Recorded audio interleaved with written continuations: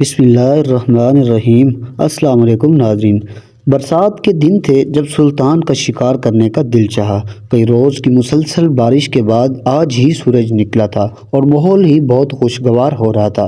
ایسا ماحول شکار کے لیے بڑا ہی سازگار ہوتا تھا، اس لیے سلطان نے موقع کی مناسبت سے اپنا شکاری لباس پہنا اور اپنے مخصوص افراد کو ساتھ لیا جو ان کے ساتھ ہر شکار میں شریک ہوتے تھے۔ یہ سب کے سب تجربے کار افراد تھے، لیکن ان سب سے زیادہ تجربے کار شکار کرنے والے خود سلطان تھے۔ ان کا نشانہ کبھی نہیں چکتا تھا۔ سلطان نے دیر کرنا مناسب نہ سمجھا اور اگلی صبح ہی اپنے ساتھیوں کے ہمراہ جنگل کی طرف روانہ ہو گئے۔ جنگل بے حد گہنا تھا اور بارش کے بعد تر و تازہ تو ہو گیا تھا، لیکن جنگل کی مٹی میں جگہ جگہ کیچڑ بن گیا تھا۔ اس کیچڑ کی وجہ سے جنگل میں چلنے پھرنے والے جانوروں کے پیروں کے نشانات واضح تھے۔ سلطان پیروں کے نشانات سے ہی اندازہ کر سکتے تھے ان کا شکار جگہ سے کتنی دور ہوگا۔ اس چھان پھٹک کے دوران سلطان کو ایک نرم جگہ پر جو وہاں ہر نوع کے نشانات نظر آئے۔ سلطان سمجھ گیا کہ یہ نشانات ابھی تازہ ہیں۔ سلطان ہرنوں کا شکار کیے بغیر کر واپس نہیں جانا چاہتے تھے، اس لیے تمام افراد کا نشانہ پیچھا کرتے شروع کر دیے۔ یہ نشانات آگے بڑھتے بڑھتے گہرے جنگل میں کھو گئے۔ برسات کے دنوں کی وجہ سے اچانک ہی گہرے بادل چھا گئے تھے اور جلد ہی اندھیرا پھیل گیا تھا۔ سلطان اور اس کے ساتھی ابھی جنگل کے اندر ہی تھے اور ابھی شکار کا کامیابی نہیں ملی، اسی کے اچانک سلطان کے جنگل کے اندرونی حصے سے کسی کے چیخنے کی آوازیں آنے لگی۔ سلطان بے حد حیران ہوئے، آخر جنگل میں کون اس پہر ہے جو مصیبت میں مبتلا ہے؟ سلطان اور اس کے ساتھی ایک لمحے کو تاخیر کیے بغیر تیزی سے آوازوں کی سمت بڑھے۔ ان کی مثبت جگہ پر پہنچے سلطان نے جو کچھ دیکھا، ان کی آنکھیں پھٹی کی پھٹی رہ گئی۔ سلطان یہ دیکھ کر ساکت رہ گئے۔ ان کے مسلمان سلطنت کے اندر 5 صلیبی سپاہی 2 نوجوان کم عمر لڑکیوں کے ساتھ زنا کی خواہش رکھتے تھے اور ان کے ساتھ زور و زبردستی کر رہے تھے۔ نوجوان لڑکیاں خود کو بچانے کے لیے مسلسل چیخ و پکار کر رہی تھی اور مدد کے لیے آوازیں دے رہی تھی۔ سلطان نے جب یہ دیکھا تو آگ بگولا ہو گئے اور ان کے اندر جلالی روح پیدا ہو گئی۔ سلطان نے دیکھا نہ تاؤ دیکھا، بدبخت صلیبی سپاہیوں کو سر قلم کر ڈالا۔ پانچوں کی پانچوں صلیبیوں اپنی سپاہیوں موت کے گلے لگا بیٹھے۔ اس کے بعد سلطان کو کھولتا ہوا خون ٹھنڈا نہ ہوا اور سلطان نے لڑکیوں سے کہا کہ وہ شام اس پیر آخر اس جنگل میں کیا کر رہی ہیں؟ کیا انہیں اپنی جان کی عزت کی پرواہ نہیں ہے؟ لڑکیوں نے سلطان سے معافی مانگی اور کہا کہ اگر آج وہ نہ ہوتے تو ان کے ساتھ کیا ہو جاتا۔ لڑکیوں نے روتے ہوئے سلطان سے کہا کہ وہ غریب گھرانے سے تعلق رکھتی ہیں، وہ لکڑیاں کاٹ کر گھر لے جاتی ہیں۔ آج بہت دنوں بعد بارش شروع کی، اس لیے وہ لکڑیاں کاٹنے کے لیے جنگل میں آئی تھی، لیکن ان بدبخت صلیبی سپاہیوں نے انہیں پکڑ لیا۔ اپنے نفس کی تسکین کے لیے ان کے ساتھ ظلم کرنے لگے۔ یہ سن کر سلطان غصے کس قدر ٹھنڈا ہو گیا۔ سلطان اور سلطان کے سپاہیوں اچانک جو کچھ دیکھا، ان سے ان کا شکار کی خواہش بالکل ہی ختم ہو گئی تھی۔ اگر ذرا سی بھی دیر سے آتے تو معصوم لڑکیوں کی زندگی برباد ہو جاتی۔ یہ سوچ سوچ کر سلطان کی عقل معاف ہوئے جا رہی تھی۔ سلطان نے ان 2 لڑکیوں سے سوال کیا آخر ان کا گھر کہاں ہے، تاکہ وہ انہیں ان کے گھر تک بحفاظت پہنچا سکیں۔ اس کے بعد اپنے محل میں لوٹیں۔ یہ سنتا تھا کہ ان دونوں لڑکیاں زاروں قطار رونے لگی اور کہنے لگی کہ عرصہ ہوا ان دونوں کے والدین مر چکے ہیں، یہ دونوں آپس میں بہنیں ہیں، اس جہاں میں ان کا کوئی نہیں۔ جو سگے رشتہ دار تھے اب وہ ان دونوں کو اس وجہ سے اپنے پاس نہیں رکھتے کہ یہ دونوں لاوارثوں کی طرح ایک چٹیل میدان میں جھونپڑی بنا کر رہنے پر مجبور رہیں، کیونکہ ان کا وارث کوئی نہیں ہے، اس لیے انہیں آئے روز مردوں کی جانب سے اس طرح کی حرکتیں بھگتنی پڑتی ہیں۔ یہ کہہ کر دونوں لڑکیاں تو خاموش ہو گئی، لیکن سلطان گہری سوچ میں پڑ گئے۔ وہ ان دونوں نوجوان لڑکیوں کو اس ملک میں سے کس طرح اکیلا چھوڑ سکتے تھے، جبکہ کوئی ولی وارث بھی نہیں تھا۔ سلطان نے ان دونوں لڑکیوں کو حکم دیا کہ آدمیوں کے ساتھ اپنی جھونپڑی میں جاؤ، اپنا ساز و سامان لے کر آ جاؤ اور ہمارے ساتھ ہمارے محل میں رہو گی اور کنیزوں کے ساتھ تمہاری رہائش ہوگی، وہاں تم محفوظ رہو گی اور جب تک چاہو محل کے اندر اپنی زندگی گزار سکتی ہو۔ سلطان کی یہ بات سن کر دونوں مظلوم لڑکیوں کے چہرے پر انتہا کی خوشی پھیل گئی۔ انہیں یقین نہیں آ رہا تھا کہ آخر جنگل میں اس اقتدار کے بعد یہ ایک ایسا فرشتہ ان کی مدد کے لیے اتر آیا ہے جس نے نہ صرف ظالم سپاہیوں سے ان کی جان چھڑائی تھی بلکہ ان کی مسلسل رہائش کا بندوبست بھی کر دیا تھا۔ اب آئندہ انہیں اپنی جان اور عزت کا کوئی خطرہ نہیں تھا، بلکہ وہ سلطان کے محل میں بحفاظت اپنی زندگی گزار سکتی تھی۔ دونوں لڑکیوں نے سلطان کے ساتھ محل میں جانے کی حامی بھر لی۔ زمین پر 5 صلیبی سپاہیوں کی لاشیں پڑی ہوئی تھی جن سے خون بہہ رہا تھا۔ سلطان نے ایک نفرت بھری نظر ان صلیبیوں پر ڈالی اور اپنے آدمیوں میں سے 2 کو حکم دیا کہ ان سپاہیوں کو یہیں جنگل میں قبر کھود کر دفن کر دیا جائے تاکہ لاشوں کی بے حرمتی نہ ہو۔ حالانکہ وہ لوگ اس قابل بھی نہیں ہیں، لیکن سلطان کے دل نے اس بات کو تسلیم نہ کیا کہ وہ مردے ہوئے انسان جنگل میں جانوروں کے کھانے کے لیے چھوڑ دیا جائے۔ محل واپس آنے کے بعد سلطان نے زنان خانے سے سربراہ کنیز کو بلایا اور اسے کہا کہ 2 لڑکیاں آج یہاں پر آئیں گی، انہیں باعزت و احترام کے ساتھ رکھنا ہے، وہ جب تک چاہیں رہیں ان کا خاص خیال رکھنا، کیونکہ وہ چھوٹی اور مظلوم ہیں اور بالکل سلطان کی بہنوں کی طرح ہیں۔ سلطان کو واقعی ان دونوں لڑکیوں سے عجیب سی انسیت محسوس ہو رہی تھی۔ زیادہ دیر نہیں گزری تھی کہ دونوں لڑکیاں اپنا ساز و سامان لے کر محل پہنچ گئی۔ ان کے چہرے سے خوشی چھلک رہی تھی، وہ سلطان کے قدموں میں بچھنے کو تیار تھی، لیکن سلطان احسان کرنے کے بعد اس کا بدلہ نہیں لیا کرتے تھے، اس لیے مسکراتے ہوئے سلطان نے انہیں کہا وہ محل میں چاہیے کام کر سکتی ہیں جس کام میں ان کی دلچسپی ہو، وہ بتا دیں۔ وزیر کی بیوی اور کنیزوں کی سربراہ نے انہیں بتا دے گی محل میں کس طرح سے رہنا ہے۔ وہ دونوں لڑکیاں بہت ہی زیادہ پر اشتیاق تھی، انہوں نے سلطان سے کہا کہ وہ بہت اچھا کھانا پکانا جانتی ہیں اور وہ سلطان کے اپنے ہاتھوں سے کھانا پکانا چاہیں گی۔ یہ سن کر سلطان نے سر ہلا دیا۔ سلطان کو کیا اعتراض ہو سکتا تھا؟ یہ لڑکیاں چاہیے جو بھی کام کاج کرتی، کم از کم ان کی عزت اور جان محفوظ تھی۔ سلطان کے لیے یہی بہت تھا۔ سلطان کی نماز کا وقت ہو رہا تھا، اس لیے سلطان نے ان دونوں چھوٹی لڑکیوں سے کہا کہ اب دونوں جا کر آرام کر لیں کیونکہ رات بہت زیادہ ہو چکی تھی۔ تیزی سے دن گزرنے لگے اور ان لڑکیوں کو محل میں آئے ہوئے کافی روز گزر گئے۔ یہ لڑکیاں محل میں اس طرح گھل مل گئی تھی کہ جیسے ہمیشہ سے یہیں رہتی ہوں۔ وہ بھاگ بھاگ کر سلطان کے کام کرتی تھی اور سلطان کے آگے پیچھے گھومتی رہتی تھی۔ سلطان کو یہ دونوں کم عمر لڑکیاں بالکل اپنی بہنوں کی طرح عزیز تھی اور سلطان کی خدمت بھی اس طرح کرتی تھی جس طرح وہ اپنے بڑی بھائی کی خدمت کر رہی ہوں۔ انہوں نے کچن کا بہت سا کام اپنے ہاتھ میں لے لیا تھا، صفائی ستھرائی کے کئی وہ کام کرتی تھی، لیکن جانے کیا بات تھی کہ کئی دن گزرنے کے باوجود باورچی خانے کے نگران نے ان لڑکیوں کو سلطان کا کھانے بنانے کی اجازت نہیں دی تھی۔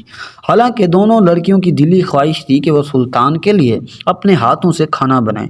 جب نگران نے انہیں کئی روز تک کھانا نہ بنانے دیا تو لڑکیوں کے اندر شکایت پیدا ہوئی اور وہ شکایت لے کر سلطان کے پاس آئی اور کہنے لگی، اے سلطان، ہماری دلی خواہش ہے کہ ہم اپنے لیے اپنے ہاتھوں سے کھانا بنائیں۔ آپ جب کھانا کھائیں تو ہمیں اس کا اجر ملے، کیونکہ آپ جیسے نیک انسان کی خدمت کر کے ہم آپ کے احسان کا بدلہ اتار دینا چاہتے ہیں۔ سلطان نے یہ سن کر مسکرا دی اور بھلے یہ دونوں لڑکیاں احسانوں کا بدلہ کیوں چکانا چاہتی ہیں، لیکن سلطان نے وزیر باورچی خانے کے نگران کو بلا کر کہا کہ ان دونوں لڑکیوں کو کھانا بنانے کی اجازت دے دی جائے، کیونکہ ان کا شوق اور قابلیت تو دیکھ ہی چکے تھے۔ نگران نے کہا کہ بڑے لمبے عرصے کا سلطان کھانا وہ خود ہی بنا رہی ہے، اب یہ دونوں لڑکیاں اگر کھانا بنانے لگی تو اس کا کیا بنے گا؟ سلطان کی خدمت کے لیے باورچی خانے کے نگران دونوں لڑکیاں آپس میں دوسرے سے جھگڑے کرنے کو بےتاب تھی، اس لیے سارے مسئلے کو سلطان نے بڑی خوشنودی سے حل کر لیا اور کہا کہ ٹھیک ہے، کھانا باورچی خانے کے نگران بنا لے اور میٹھا یہ دونوں لڑکیاں بنا لیں تاکہ دونوں کا مسئلہ حل ہو جائے، اور باورچی خانے کے نگران بھی مان گئی۔ اس کا سلطان واقعی بے حد عقل مند تھا۔ سلطان کو آج رات کے کھانے کا انتظار تھا، کیونکہ کھانے کے بعد ایک بے حد اہم وفدان ان سے ملنے والے تھے۔ یہ وفد انہیں اطلاع دینے والا تھا کہ قریبی عیسائی سلطنت میں سلطان کے خلاف کیسی بغاوت تیار ہو رہی ہے۔ اندر ہی اندر اس کو ملک پر حملے کی تیاریاں جاری تھی اور وہ وفد سلطان کے جاسوسوں پر مشتمل تھا جو آج آ کر سلطان کو اطلاع دینے والا تھا کہ اس روز عیسائی سلطنت نے ان پر حملہ کرنا ہے۔ اس لیے سلطان بے چینی سے رات کا انتظار کر رہے تھے اور دوسری طرف دونوں لڑکیاں بھی رات کا بڑی بے چینی سے انتظار کر رہی تھی۔ ان کی معصوم خواہش تھی کہ آج رات سلطان ان کے ہاتھ کی بنی کھیر کھا کر ان کی تعریف کریں اور خوش ہو جائیں۔ جلدی رات کا وقت آ پہنچا۔ نگران باورچی خانے کے دسترخوان پر طرح طرح کے کھانے چن دیے اور سلطان کو کھانے کے لیے بلایا گیا۔ اس کھانے میں ان دونوں لڑکیوں کی بنائی ہوئی کھیر بھی شامل تھی۔ دونوں لڑکیوں کے چہرے پر عجیب سی خوشی پھیلی ہوئی تھی، جیسے وہ بڑی بے تابی سے انتظار کر رہی ہوں کہ سلطان کب کھیر کھائیں گے۔ وہ دونوں اپنے ہاتھ مسل رہی تھی، یقیناً انہیں اس بات کا ڈر تھا کہ پتہ نہیں سلطان کو کھیر پسند آئے گی بھی کہ نہیں۔ سلطان اپنی ہی سوچوں میں گم تھے کہ انہیں کھانے کے بعد آنے والے وقت کی فکر تھی، اس لیے سلطان نے آ کر جلدی سے بسم اللہ پڑھ کر کھانا شروع کر دیا۔ جلدی سلطان نے اپنا کھانا ختم کریا۔ اب دونوں لڑکیاں جلد سے آگے بڑھی اور انہوں نے ایک کٹوری کے اندر کھیر ڈال کر سلطان کو پیش کر دی۔ سلطان کو یاد آ گیا کہ آج انہوں نے لڑکیوں کو میٹھا بنانے کے لیے کہا تھا۔ سلطان نے ان سے پوچھا، اے میری بہنوں، کیا تم لوگوں میں سے یہ میٹھا میرے لیے بنایا ہے؟ ان میں سے ایک لڑکی جو ذرا بڑی عمر کی تھی، انہوں نے سلطان سے کہا کہ ہاں اے سلطان، یہ میٹھا ہم نے بہت چاہت اور محبت سے آپ کے لیے بنایا ہے، آپ اسے چکھ کر دیکھیں، آپ کو بہت پسند آئے گا۔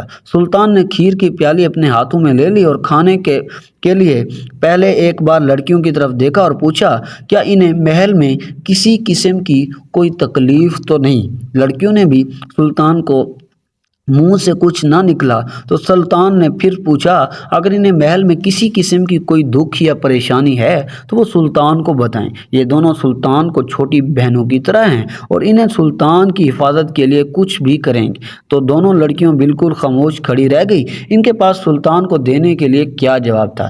سلطان کے ہاتھ میں کھیر کی کٹوری تھی۔ اتنے میں سلطان کو وزیر نے آ کر اطلاع دی کہ ان کا بلایا ہوا وفد آن پہنچا ہے، سلطان جلد اپنا کھانا مکمل کر لیں۔ یہ سننے کے سلطان نے جلد سے کھیر کا چمچ بھرا اور اسے کھانے کے لیے اپنے منہ کی طرف بڑھایا۔ وہ جلد از جلد کھیر کو ختم کر کے وفد سے ملاقات کرنا چاہتے تھے، لیکن اچانک ان دونوں لڑکیوں میں سے ایک لڑکی نے آگے بڑھ کر سلطان کے ہاتھ سے چمچ گرا دیا۔ نہ صرف بڑی لڑکی نے آگے بڑھ کر سلطان کے ہاتھ سے کھیر کی کٹوری چھین لی، دور پھینک دی۔ سلطان ہکا بکا رہ گئے۔ اسی وقت کمرے میں سلطان اور ان دونوں لڑکیوں کے علاوہ کوئی موجود نہیں تھا، اس لیے اس کا بات کا کسی کو پتہ نہ چل سکا۔ اچانک ان دونوں لڑکیوں کو کیا ہو گیا؟ انہیں سلطان سے آگے اپنا بنایا ہوا کھانا اٹھا لیا اور سلطان شدد رہ گئے۔ لیکن اس سے پہلے وہ لڑکیوں سے کوئی سوال کرتے، ملاقات کے لیے آیا ہوا وفد کمرے کے اندر داخل ہو گیا۔ شاید وزیر نے انہیں اطلاع کر دی تھی، بادشاہ سلامت اسی کمرے میں موجود ہیں۔ دونوں لڑکیوں ساکت ہو گئی، اپنی جگہ کھڑی تھی اور انتظار کر رہی تھی سلطان کے لیے کس سزا کا بندوبست کرتا۔ انہوں نے سب کچھ کیوں کیا تھا، یہ سب بتانے کے لیے ان کے منہ میں زبان ہی نہیں تھی۔ ابھی یہ منظر ایسے ہی خاموش تھا۔ سلطان کے وفد سربراہ آگے بڑھے اور سلطان کو سلام کیا۔ اس کا سلام کرنا تھا کہ سلطان کو سکتہ ٹوٹ گیا اور انہوں نے سوچا کہ ان دونوں لڑکیوں سے باز پرست کرنا مناسب نہیں ہے۔ نہ جانے انہوں نے یہ سب کچھ کیوں کیا تھا، لیکن اس وقت جو زیادہ اہم کام ہے اس وفد سے بات کرنا ہے۔